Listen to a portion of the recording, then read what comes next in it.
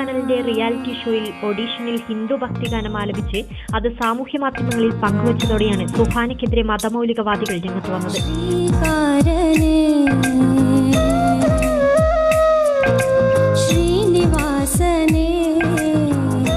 46,000-ഓളം ഫോളോവേഴ്സുള്ള Mangalore Muslims എന്ന Facebook പേജിലൂടെയായിരുന്നു പെൺകുട്ടിയെ അധിക്ഷേപിച്ച് ആളുകൾ രംഗത്ത് വന്നത്.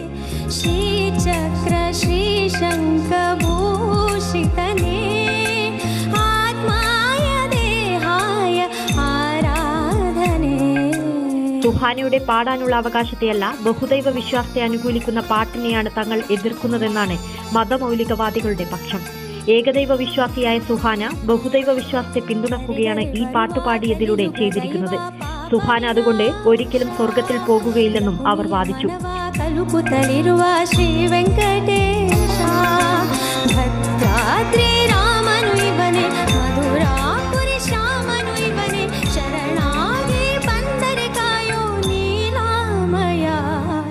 വിഷയം വാർത്തയായതോടെ മാംഗ്ലൂർ മുസ്ലിം എന്ന FB പേജ് അപ്രത്യക്ഷമായി.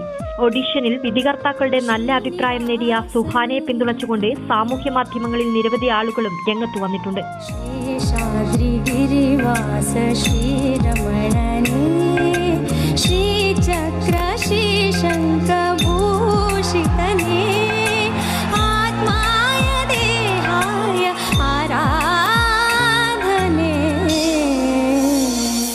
മാതൃഭൂമി ന്യൂസ്.